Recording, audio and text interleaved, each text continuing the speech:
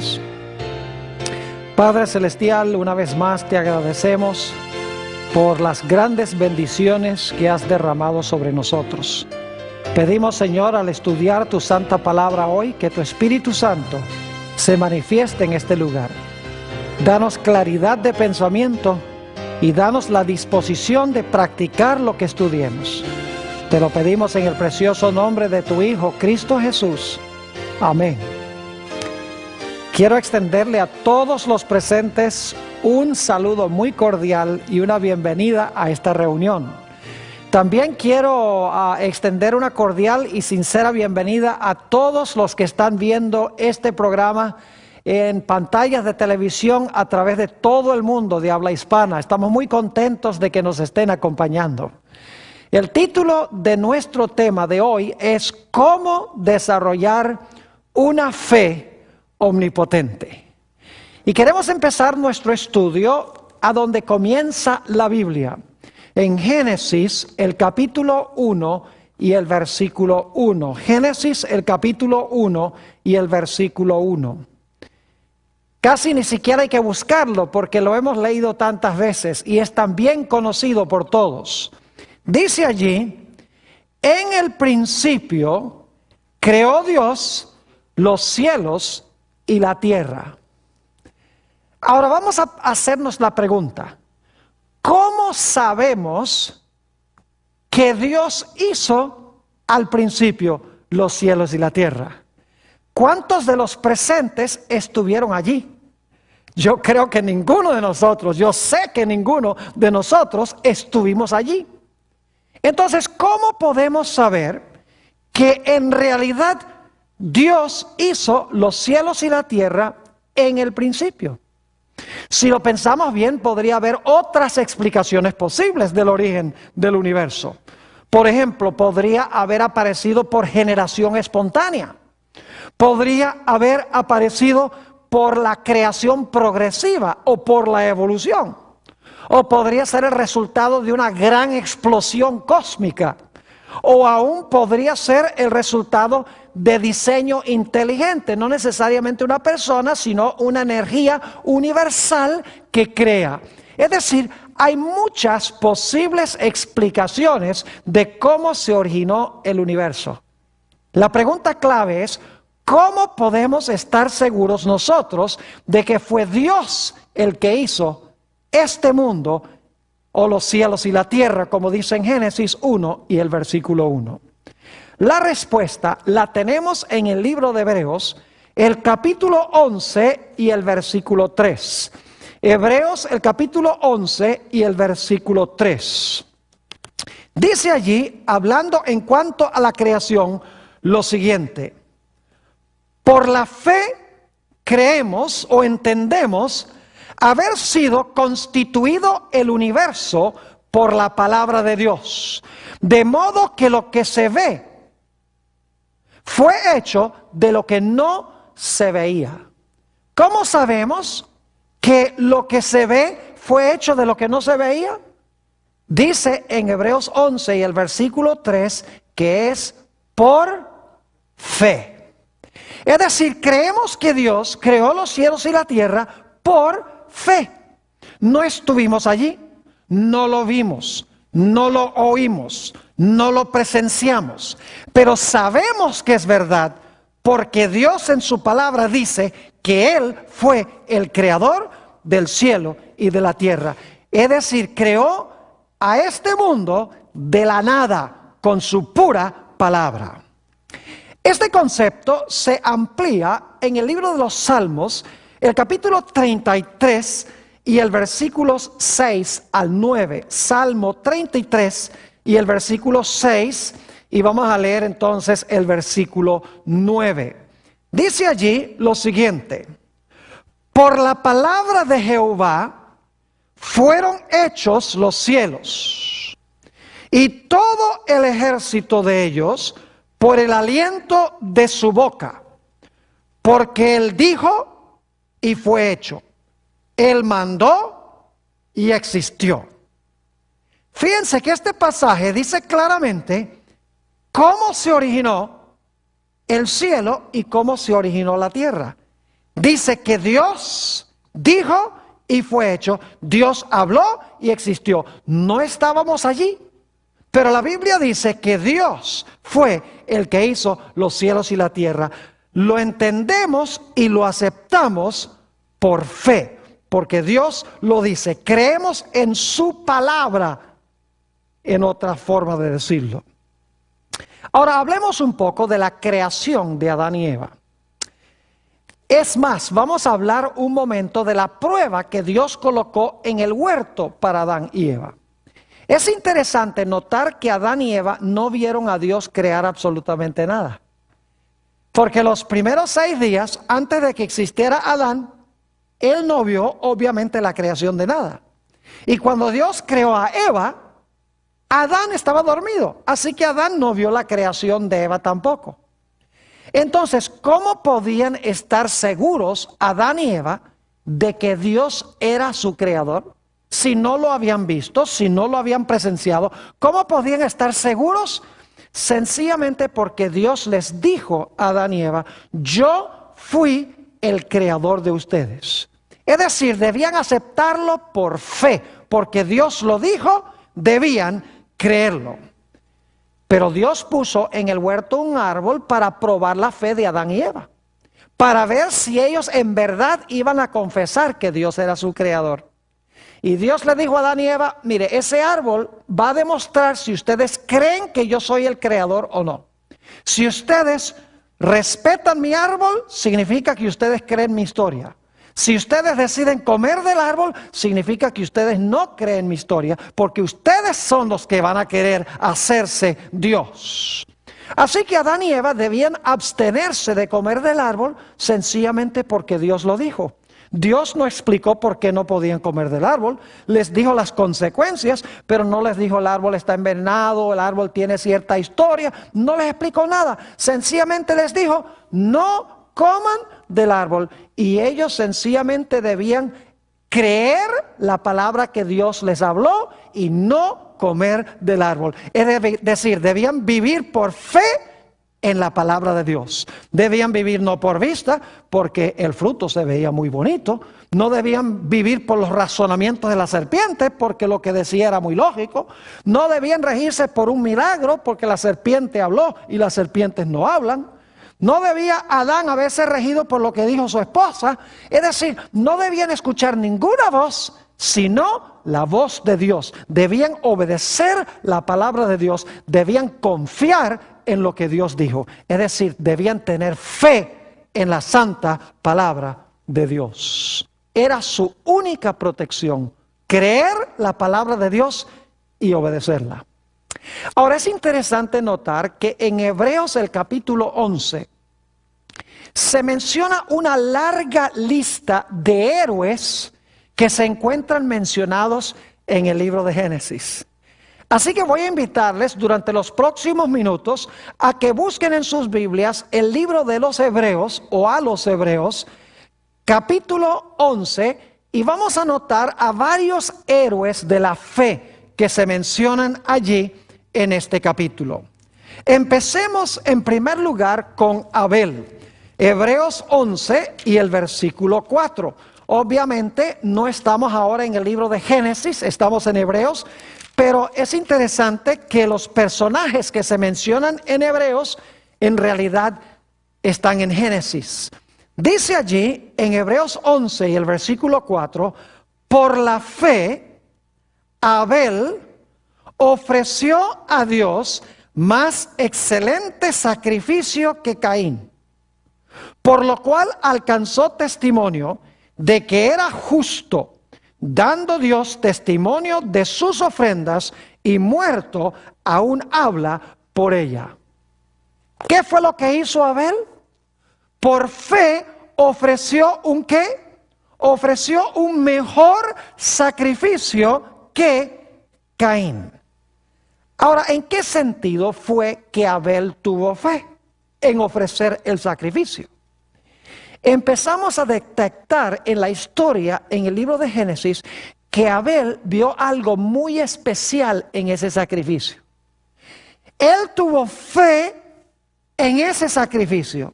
Porque ese sacrificio, sabía él, representaba al Cordero de Dios que iba a venir en el futuro para redimir a la raza humana. Es decir, la fe que tuvo Abel era una fe de que ese sacrificio representaba a Jesús, quien iba a venir a morir por los pecados de la raza humana. Todavía no había sucedido. Iba a suceder 4000 años más adelante. Y sin embargo, Abel por fe ofreció el sacrificio y de esta manera confesó que creía que iba a venir en el futuro el Mesías. Por eso nos dice en el libro de Génesis que Abel ofreció la grosura o la grasa del animal y ofreció también el primogénito. Ahora es interesante notar que en el sistema de sacrificios de Israel, un poco más adelante en la historia, Dios le dijo a Israel que cuando ofrecieran los animales, quemaran la grasa y que ofrecieran a él los primogénitos, porque eso representaba a Jesús el primogénito. La grasa representa el pecado que tenía que ser consumido. Es decir, Abel cuando ofreció los primogénitos y ofreció la grosura, ya entendía que ese sacrificio representaba el sacrificio futuro de Jesús en la cruz. Por fe, Abel creyó que Jesús iba a venir en el futuro para redimirlo del pecado. Por el otro lado, Caín no creyó eso. Por eso él no ofreció un sacrificio de un animal, sino que trajo los frutos de la tierra. Ahora el próximo héroe que se menciona es Enoc. Vamos a Hebreos nuevamente, el capítulo 11 y el versículo 5. Hebreos el capítulo 11 y el versículo 5. Este es otro gran héroe de la fe. Dice allí en el versículo 5, por la fe Enoc fue traspuesto para no ver muerte, y no fue hallado, porque lo traspuso Dios. Y antes que fuese traspuesto, tuvo testimonio de haber ¿qué? De haber agradado a Dios. Fíjense que aquí dice que por la fe Enoc fue traspuesto para no ver ¿qué cosa? La muerte. Es decir, Enoc ni siquiera sufrió la muerte física. Fue trasladado al cielo de entre los vivos. Ahora surge la pregunta, ¿en qué tenía fe Enoc? La respuesta la encontramos en Génesis el capítulo 5 y el versículo 24, donde nos dice que antes que Enoc fuese traspuesto, él caminó con Dios. Ahora, ¿en qué fue lo que tuvo Enoc fe? Cuando el texto dice que caminó con Dios y agradó a Dios, esto es una indicación de que Abel tenía su mente constantemente con el Señor en el cielo. Es decir, aunque Jehová estaba en el cielo, Enoc, su mente estaba tan cercana a Dios que él caminaba con Dios en la tierra, estando Dios en el cielo. Su mente estaba, en otras palabras, en la patria celestial. Aunque su cuerpo estaba en la tierra, aunque en la tierra cumplía sus deberes diarios, en realidad él sabía que esta tierra no era su hogar. Es más, en Hebreos 11, unos versículos más adelante, dice que todos estos héroes buscaban una ciudad cuyo creador y artífice es Dios. Y sabían que en esta tierra eran extranjeros y peregrinos que buscaban una patria, que era la patria celestial.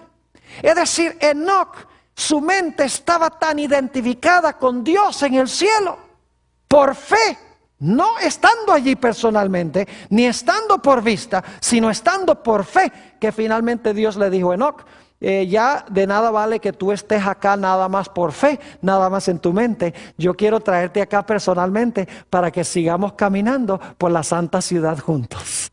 Es decir, Enoc tuvo fe en la patria celestial. Caminó espiritualmente con Dios y Dios se lo llevó porque su mente estaba allá. Él sabía que había una patria celestial, aunque nunca la había visto con sus ojos físicos, porque Dios le dijo que había una patria celestial. No por vista, sino por fe. El siguiente versículo que quiero leer es Hebreos 11 y el versículo 6. Escuchen bien lo que dice Dios. Hebreos 11 y el versículo 6. Dice, pero sin fe es imposible agradar a Dios, porque es necesario que el que se acerca a Dios crea que le hay y que es galardonador de los que le buscan. Ahí vemos claramente la fe que tenía Enoc. Enoc agradó a Dios porque tenía fe en Dios, porque él sabía que Dios es el que galardona a sus hijos, y Dios galardonó a Enoc llevándoselo al cielo porque agradó a Dios. El siguiente ejemplo que quiero que notemos se encuentra en Hebreos 11 y el versículo 7. Es el caso de Noé, que se menciona en Génesis 6 al 9.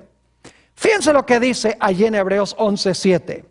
Por la fe, Noé, cuando fue advertido por Dios acerca de cosas que aún no se veían, con temor preparó el arca en que su casa se salvase. Y por esa fe condenó al mundo y fue hecho heredero de la justicia que viene por la ¿qué? Que viene por la fe. Pregunto, ¿tenía Noé fe? Según esto sí. ¿Su fe fue recompensada? ¿Cómo no? Ahora, yo quiero ampliar un poquito más este asunto de la fe que tenía Noé. ¿Dios le hizo un mandato a Noé, sí o no? Claro que sí, Dios le habló. ¿Qué le dijo Dios a Noé? Va a llover, constrúyeme un ¿qué? Un arca. Yo pregunto, ¿había llovido alguna vez antes del diluvio? Nunca había llovido. ¿Tenía Noé que manifestar gran fe en construir un barco en tierra seca cuando nunca había llovido? Claro que sí. Así que Dios le dio un mandato a Noé. Noé confió en lo que Dios le dijo, ¿sí o no? Claro que confió. Le dijo a Dios, yo creo lo que tú me dices, aunque nunca ha llovido, aunque tú me dices que haga un barco en tierra seca, parece absurdo, pero si tú has dicho, yo tengo confianza y creo lo que tú dices. Y luego yo pregunto, ¿la fe de Noé se vio en acción? Claro que sí.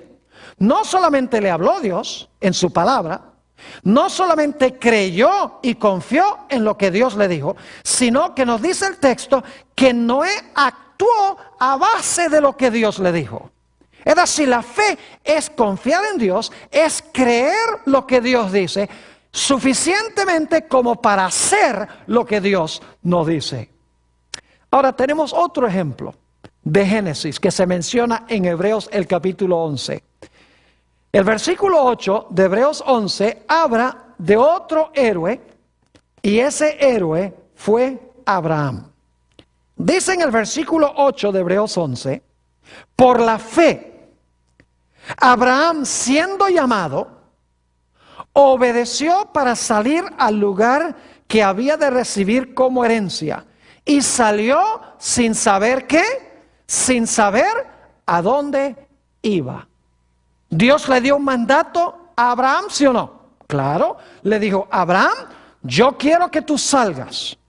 No te voy a decir para dónde vas a salir, pero sí te digo que salgas.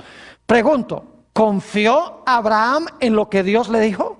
Claro que sí. Él dijo, si tú me dices que lo haga, yo creo lo que tú me estás diciendo. Pregunto, ¿Abraham actuó a base de lo que Dios le dijo? ¿Cómo no?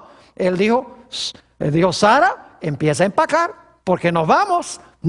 Y Sara dice, ¿para dónde vamos? Él dice, yo no sé. Dios sencillamente habló y yo confío en lo que Dios dice y vamos a salir, vamos a actuar, vamos a obedecer la palabra. Es decir, la fe es creer lo que Dios dice y es hacer lo que Dios dice, cueste lo que cueste.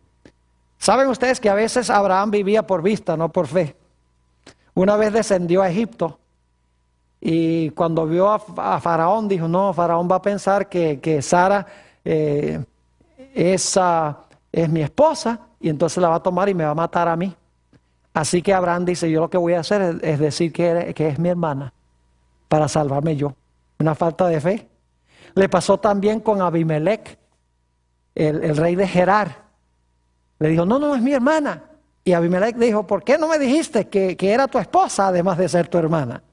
Y también Abraham mostró falta de fe cuando Sara le dijo que tuviera a Ismael para traer al mundo al hijo de la promesa, cuando Dios le había dicho que de Sara iba a nacer el hijo. Es decir, que a veces Abraham, el padre de la fe, vivía también por vista. Y mucha gente hoy en día también vive por vista, desconfía de lo que Dios les dice. Y como resultado desobedecen lo que Dios ha dicho. Pero gracias a Dios que cuando Dios vino a Abraham y le dijo que saliera, él creyó lo que Dios dijo y actuó saliendo a la tierra de Canaán. Siguiente ejemplo que quiero dar, lo encontramos en Hebreos 11 y el versículo 11 y 12. Hebreos 11 y el versículo 11 y 12. Aquí está hablando de la esposa de Abraham. Ahora imagínense ustedes que cuando pasa esto, Sara tiene 89 años y Abraham tiene 99. Creo que estaban más allá de la edad de tener hijos. Ahora fíjense lo que dice en los versículos 11 y 12.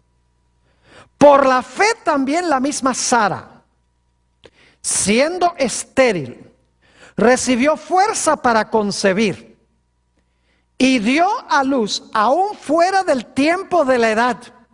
¿Y por qué fue? Porque creyó que era fiel quien lo había prometido. Por lo cual también de uno y de ese ya casi muerto salieron como las estrellas del cielo en multitud y como la arena innumerable que está a la orilla del mar. Dios le dice a Abraham y a Sara van a tener un hijo.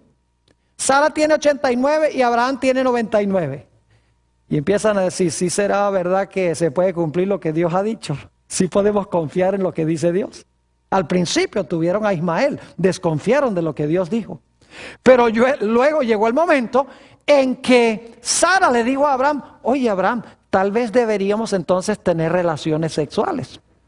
Porque Dios dijo que vamos a tener un hijo. Entonces vamos a actuar y vamos a tener relaciones. Y Dios se va a encargar de las consecuencias. Yo pregunto, ¿creyeron a Dios? ¿Cómo no? ¿Actuaron a base de lo que Dios les dijo? ¿Cómo no?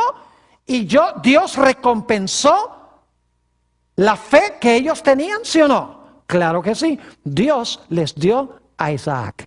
Nuevamente encontramos que Dios habla. Abraham y Sara creen lo que Dios habla. Y Abraham y Sara actúan a base de lo que Dios ha dicho. Es decir, la fe es creer en la palabra de Dios y hacer lo que Dios dice, cueste lo que cueste. Sencillamente es creer y obedecer la palabra de Dios. Tenemos otro ejemplo. Este también es de Abraham. Volviendo otra vez a Hebreos, el capítulo 11, vamos a leer los versículos 17 al 19. Hebreos 11, 17 al 19. Aquí esto está sucediendo ya al final de la vida de Abraham. Y dice, por la fe Abraham, cuando fue probado, ofreció a Isaac.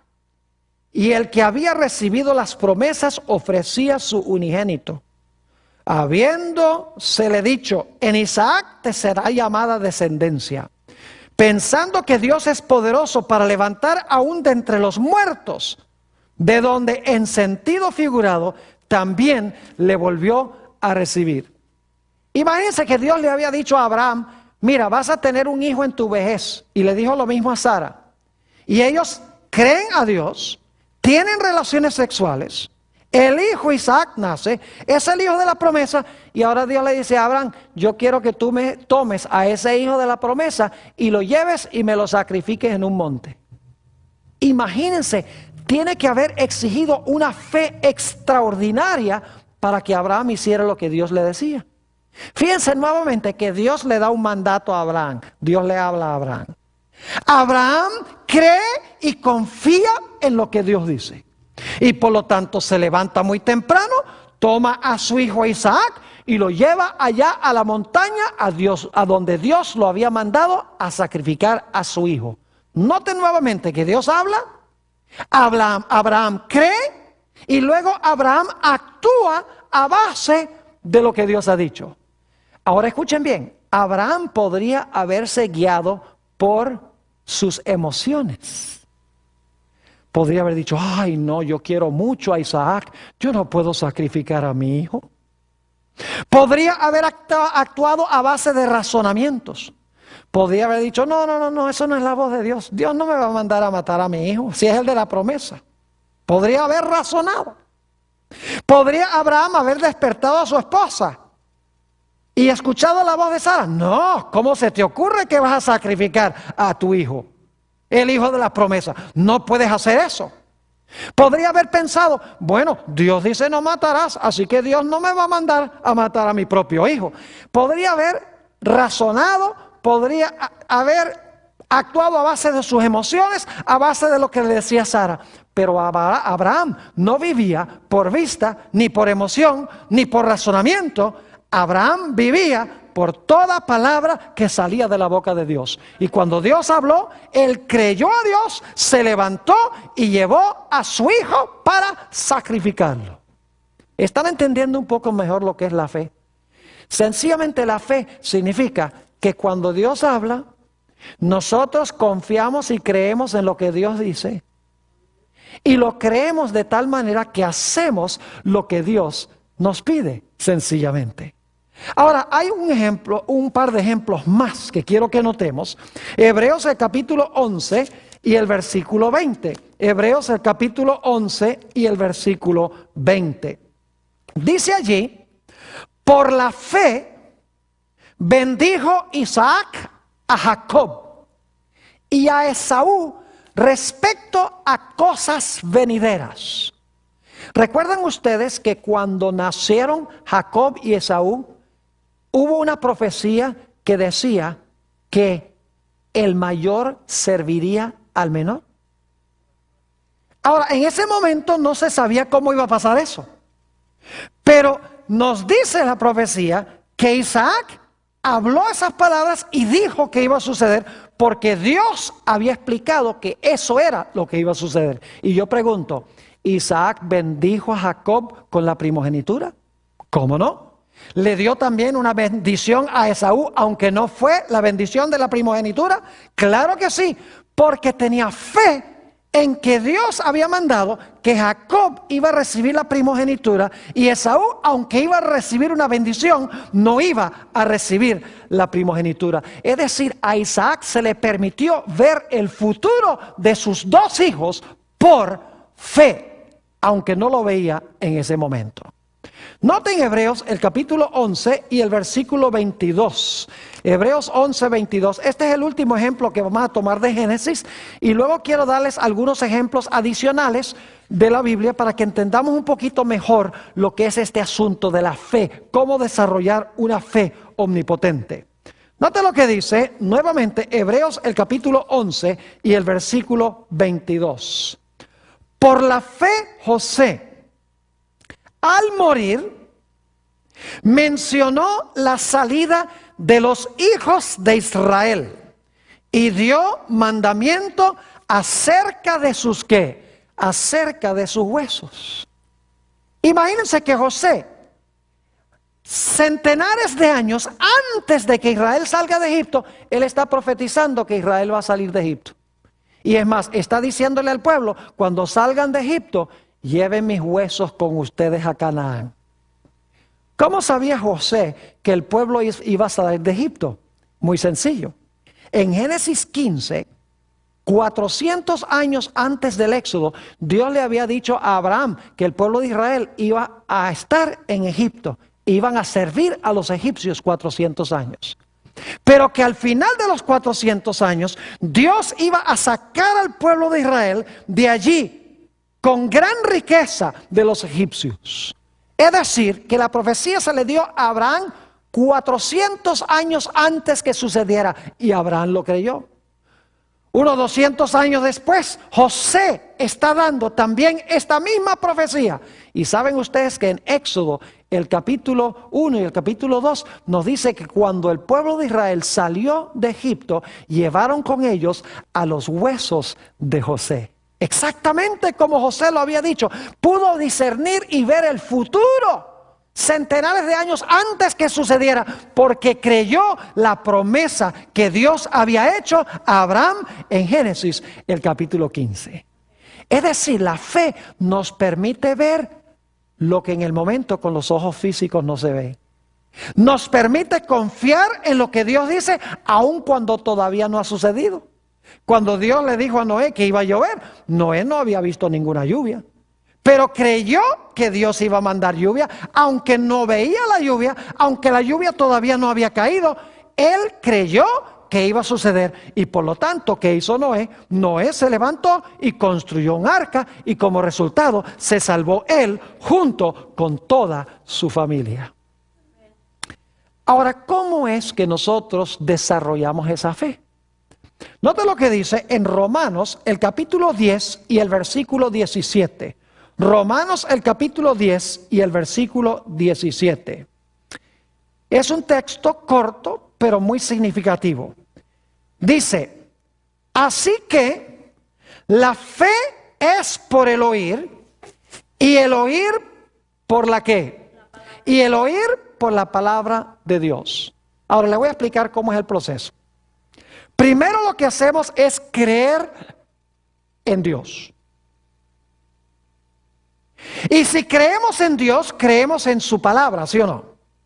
Si creemos en alguien, vamos a creer lo que ese alguien nos dice, ¿verdad que sí? Ahora, ¿por qué creemos en alguien? ¿Por qué creemos en lo que nos dice alguien? Sencillamente porque le conocemos. ¿No es así? ¿Y cómo llegamos a conocerlo? Pasando tiempo con él. Ahora fíjense cómo es el proceso. El proceso es que primero creo en alguien. Creo en ese alguien y lo que me dice. Porque si creo en él, creo lo que me dice. Creo en lo que me dice porque lo conozco. Y lo conozco porque he pasado ¿qué cosa? Porque he pasado tiempo con él o con ella. Por eso es que Abraham, por eso es que Noé, por eso es que todos estos héroes creían lo que Dios decía, porque conocían a Dios, porque habían pasado tiempo con Dios, habían hablado con Dios, habían estudiado la palabra de Dios, por eso confiaban en Él, porque lo conocían. Es decir, para desarrollar fe tenemos que creer en lo que dice Dios, porque creemos en Él, porque lo conocemos a Él. Déjenme darles un ejemplo para que podamos entender lo que estoy diciendo. Supongamos que ustedes están caminando por la calle y viene una persona y le dice, oiga señor, por favor me presta $1,000, yo se los pago mañana. ¿Cuántos de ustedes le prestarían los $1,000 si nunca lo han visto en la vida? Les apuesto que ni uno solo le presta los $1,000. ¿Verdad que no? ¿Por qué no se lo prestan? Está prometiendo, está dando su palabra, y doy mi palabra, mañana te lo pago. ¿Por qué si ustedes no le prestan los $1,000? Oh, porque no lo conocen. ¿Y por qué es que no lo conocen? Porque no han pasado tiempo con él. Y ustedes no saben si pueden confiar en lo que él dice. Pero ahora supongamos que ustedes tuvieran el dinero y que el pastor Bor viniera en la calle y le dijera, hermana, por favor usted podría prestarme $1,000. ¿Creen que la hermana me prestaría los $1,000? Claro que sí. Pues al pastor Bor yo le puedo prestar los $1,000 porque al pastor Bor yo lo conozco. Y como lo conozco, yo sé que puedo confiar en lo que él dice. Es decir, para confiar en la palabra de Dios tenemos que confiar en Dios. Y para confiar en Dios tenemos que haber pasado tiempo con Él y tenemos que conocerlo. Ahora, permítame darles algunos ejemplos en el Nuevo Testamento para que veamos cómo funciona esto. Los discípulos habían estado en el mar de Galilea pescando toda la noche y no habían pescado ni un resfriado. Nada. Ni un solo pescadito habían sacado. La próxima mañana se encuentran con Jesús en la ribera. Y Jesús se monta en el barco y le dice a Pedro, le dice a San Pedro, mira, vamos con el barco a alta mar. Y entonces Jesús le dice algo muy raro al apóstol Pedro. Fíjense que Jesús era carpintero y Pedro era pescador. Aquí hay un carpintero diciéndole algo muy raro a un pescador. Fíjense lo que dice Lucas 5 y el versículo 5. Dice, cuando terminó de hablar, dijo a Simón, boga mar adentro y echad vuestras redes para pescar. Ahora escuchen la respuesta de Simón. Respondiendo Simón le dijo, maestro, toda la noche hemos estado trabajando y nada hemos pescado. Pero ahora escuchen, mas en tu palabra echaré la red. Fíjense lo que dice Pedro. Lo que tú me estás pidiendo es que ridículo. No tiene sentido. Porque yo soy pescador, yo sé cuándo pescar y dónde pescar. Y de día no se pesca, porque los peces ven la red. Pero si tú me dices que lo haga, yo confío en lo que tú me dices y estoy dispuesto a echar la red. Y echó la red. Creyó la palabra de Jesús, porque creyó a Jesús, porque había pasado tiempo con Jesús. Y ahora echa la red. Y yo pregunto, ¿su fe es recompensada? Claro que sí. Dice que se llenó la red de tantos peces que no hallaban dónde poner todos los peces. Tuvieron que llamar a los otros pescadores para ayudarles a sacar los peces del agua. ¿Están entendiendo lo que es la fe? Significa creer en lo que Dios dice porque creemos en Él, porque le conocemos a Él. Es obedecer la palabra de Dios, no importa lo que pase. Porque conocemos a Jehová, conocemos a Dios. Tenemos otro ejemplo interesante y yo quiero leer este ejemplo, Juan 4 y el versículo 46 al 53. San Juan 4 y el versículo 46 al 53. Dice aquí, vino pues Jesús otra vez a Caná de Galilea, donde había convertido el agua en vino. Y había en Capernaum un oficial del rey, cuyo hijo estaba enfermo. Cuando oyó que Jesús había llegado de Judea a Galilea, vino y le rogó que descendiese y sanase a su hijo, que estaba a punto de morir. Pueden imaginarse la escena. Este padre angustiado, el hijo está por morir. El padre está en Caná y el hijo está en Capernaum. Sigue diciendo. Entonces Jesús le dijo, si no viereis señales y prodigios, no creeréis. Es decir, este hombre dice, bueno, si sanas a mi hijo, yo voy a creer en ti. Pero Jesús ahora le va a enseñar que debe creer en él antes de que sane a su hijo. Note lo que sigue diciendo. El oficial del rey le dijo, Señor, desciende antes que mi hijo muera. Jesús le dijo, ve, tu hijo vive. Y el hombre, ¿qué? Escuchen esto.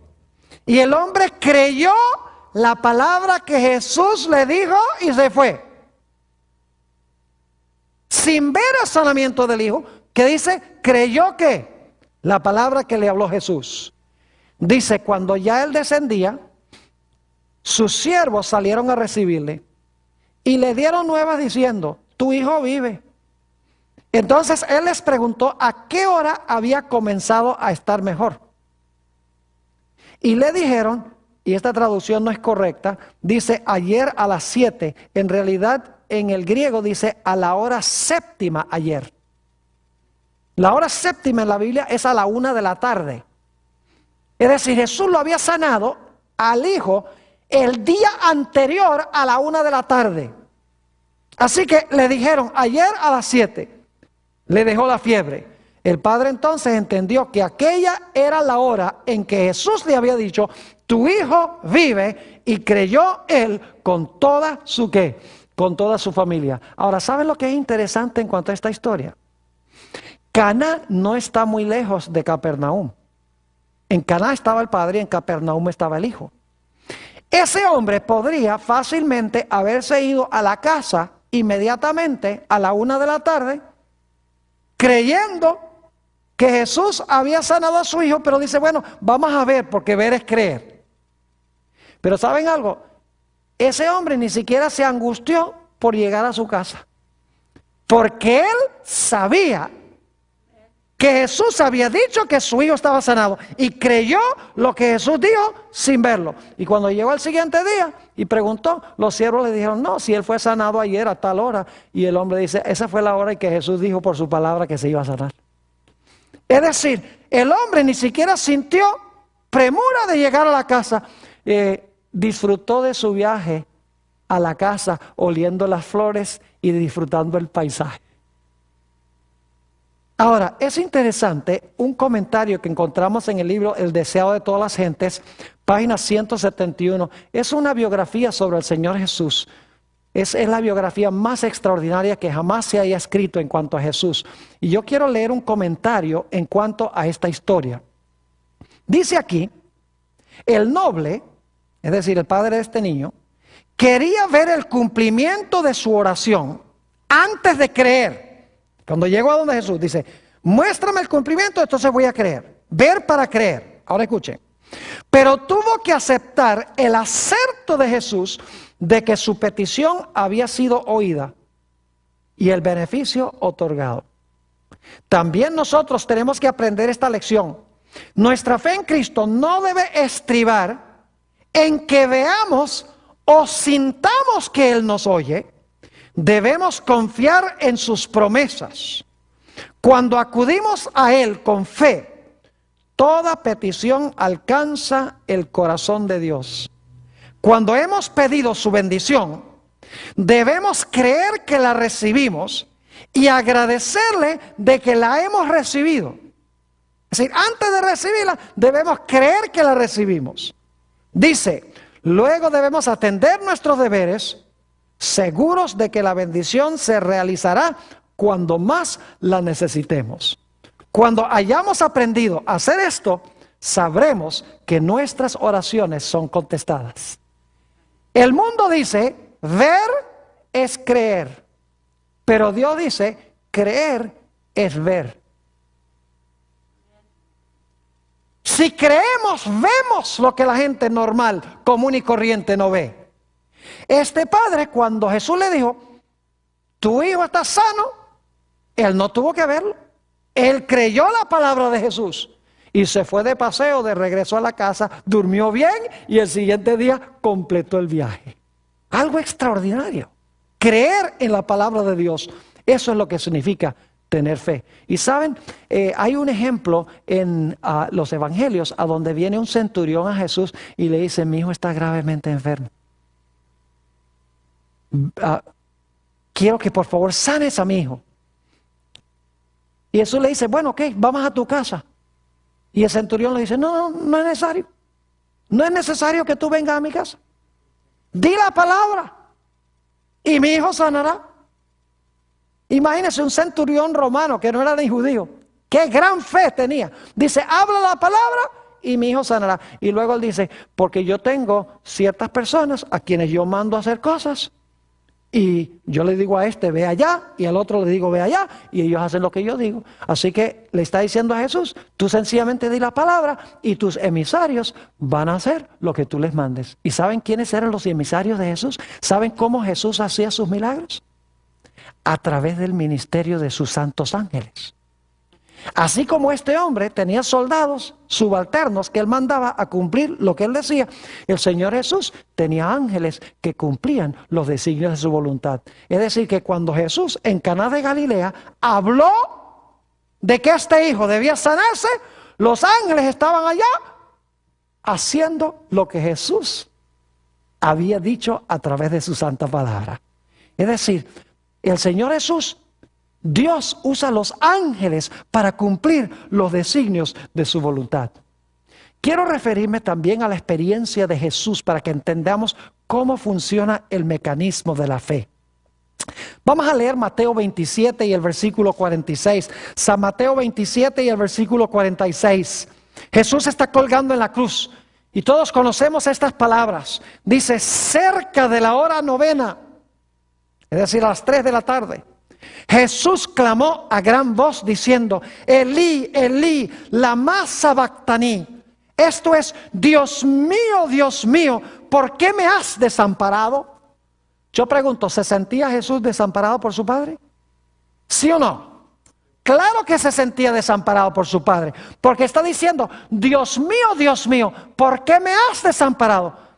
Jesús, por sus emociones y por sus pensamientos, estaba seguro de que había sido desamparado por su Padre. Pero ¿saben algo? A pesar de que intelectualmente y emocionalmente Jesús se sentía abandonado por su Padre, por fe en su Padre, Él sabía que su Padre no lo había abandonado. Note lo que dice en Lucas 23 y el versículo 46. Estas son las últimas palabras que habló Jesús en la cruz. Dice allí: entonces Jesús, clamando a gran voz, dijo: Padre, en tus manos encomiendo mi espíritu. Y habiendo dicho esto, expiró. Fíjense que acababa de decir: ¿por qué me has desamparado? Pero luego Jesús dice: Padre, en tus manos encomiendo mi espíritu. Se sentía abandonado, pero sabía que no estaba abandonado. Porque si él estaba seguro de que el Padre lo había abandonado, entonces no hubiera dicho: Padre, en tus manos encomiendo mi espíritu. ¿Cómo entendemos este asunto de que Jesús se siente desamparado de su Padre, pero luego dice: no estoy desamparado, Padre, en tus manos encomiendo mi espíritu? ¿Cómo entendemos esto? Muy sencillo. Jesús no se regía por emociones y sentimientos. Jesús no se regía por sus pensamientos. Jesús se guiaba única y exclusivamente por las promesas que le había hecho su Padre. Aunque se sentía abandonado, sabía que no estaba abandonado porque su Padre le había dicho que iba a estar con él. Y lo aceptó por fe, aunque no sentía la realidad de que el Padre estaba con él. Nuevamente, en el deseado de todas las gentes, la página 704, tenemos este comentario sobre esta experiencia de Jesús.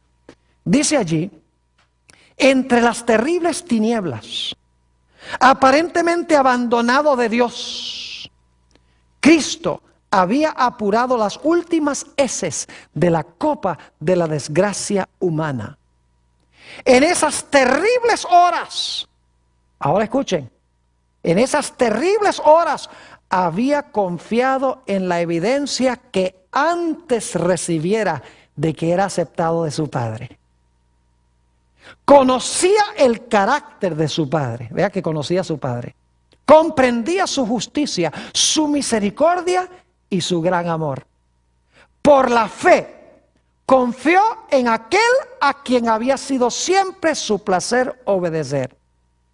Y mientras sumiso se confiaba a Dios, desapareció la sensación de haber perdido el favor de su Padre. Por la fe, Cristo venció. Fíjense qué interesante este comentario. Un comentario profundo de lo que pasó con Jesús. Se sentía desamparado, pero su Padre le dijo: no te voy a desamparar. Jesús no se guiaba por los que sentía, sino por las promesas que su Padre le había hecho. Por eso podía decir: ¿por qué me has desamparado? Y luego decir: en tus manos encomiendo mi espíritu. Jesús vivía confiado en su Padre porque conocía a su Padre, porque había pasado tiempo durante su ministerio con su Padre.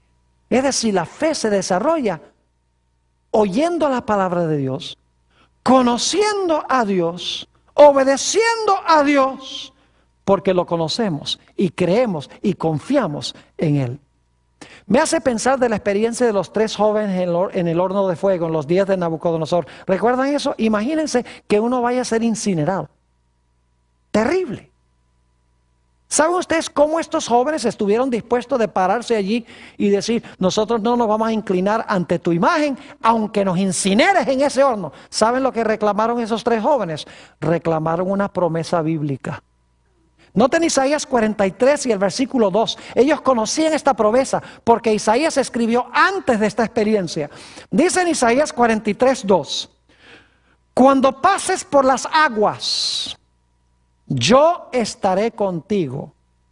Y si por los ríos, no te anegarán. Cuando pases, ahora escuchen, cuando pases por el fuego, no te quemarás, ni la llama arderá en él. Es decir, estos tres jóvenes, aunque veían el horno, sentían el calor, no vivían por sus sentidos, ni por su vista, ni por sus oídos, ni por nada. Sencillamente dijeron, hay una promesa de Dios de que el fuego no nos va a quemar. Y nosotros conocemos a Dios, creemos en Él, confiamos en su palabra y vamos a obedecerle. No vamos a obedecer al rey. ¿Están entendiendo lo que está pasando aquí? ¿Saben que pronto esta experiencia se va a repetir de nuevo a nivel mundial con todo el pueblo de Dios? Porque el libro de Apocalipsis dice que la bestia, de quien hemos hablado ya, va a levantar su imagen. Y va a mandar a todos a que adoren la imagen de la bestia. Y cualquiera que no adore la imagen de la bestia sea muerto. La misma experiencia de Daniel 3. ¿Qué tendremos que hacer entonces nosotros? Nosotros tendremos que confiar implícitamente en las promesas de Dios. Es decir, tenemos que asimilar las promesas, tenemos que llenar nuestras mentes con las promesas de Dios, tenemos que pasar tiempo con Él, tenemos que orar, tenemos que llegar a conocerle personalmente para que cuando venga la crisis no vivamos por vista, ni por emociones, ni por pensamientos, ni por lo que dicen los demás, sino por toda palabra que sale de la boca de Dios. Ahora, no quiero terminar esta presentación sin mencionar algunas cosas que van a pasar al final de la historia. ¿Saben ustedes que la Biblia dice que Satanás va a falsificar la segunda venida de Cristo? Lo dice en 2 de Tesalonicenses, el capítulo 2. Satanás se va a aparecer en diferentes partes del mundo como si él fuera Cristo. Se va a parecer a Cristo como se describe a Cristo en Apocalipsis 1. Va a hablar las mismas palabras dulces y hermosas que hablaba Jesús, algunas de ellas por lo menos. Y dice que va a hacer milagros mentirosos. Muchos de los milagros que hacía Jesús los va a repetir. La pregunta clave es, ¿cómo vamos a saber nosotros que en realidad este no es Cristo? Si los ojos dicen que sí, los oídos dicen que sí, las emociones dicen que sí, ¿cómo vamos nosotros a saber que en realidad este no es Cristo? Por más que la mayoría del mundo diga que sí. La respuesta es que el pueblo de Dios va a conocer la palabra. Va a vivir por la palabra, no por sus emociones, no por sus sentidos, no por lo que dicen los demás, no por sus razonamientos, sino que van a vivir por la palabra de Dios. Y saben que la palabra de Dios dice que cuando Cristo venga no va a tocar la tierra. Y Satanás va a estar caminando por la tierra, haciendo milagros y hablando cosas bonitas como las que habló Jesús. Y aparentando ser Jesús, con toda la gloria. Pero el pueblo de Dios va a saber que no es Jesús, porque la Biblia dice que cuando Jesús venga seremos arrebatados en las nubes a recibir al Señor en el aire. Dice que los ángeles recogerán al pueblo de Dios de los 4 vientos. Seremos recogidos a Él, iremos a la casa de nuestro Padre. Cristo no vendrá a vivir aquí. Además de eso, Satanás va a enseñar ciertas cosas que son contrarias a la palabra de Dios. Por ejemplo, va a enseñar que el día de reposo ha sido cambiado del sábado al domingo. Así que en primer lugar sabremos que no es Cristo, porque la palabra de Dios dice cómo vendrá Cristo. Y en segundo lugar sabremos que Satanás no es Cristo, porque enseñará cosas que son contrarias ¿a qué? Contrarias a la santa palabra de Dios. Y tendremos que vivir por lo que dijo Jesús. No solo de pan vivirá el hombre, sino por toda palabra que sale de la boca de Dios. Saben que nosotros tenemos que aprender a vivir por fe. Me hace pensar de aquellas personas que dicen, oh Pastor Bor, a mí no me alcanza el dinero para devolver el diezmo. Es que yo después de pagar todas las cuentas yo no tengo para pagar el diezmo. Dios dice, trae todos los diezmos.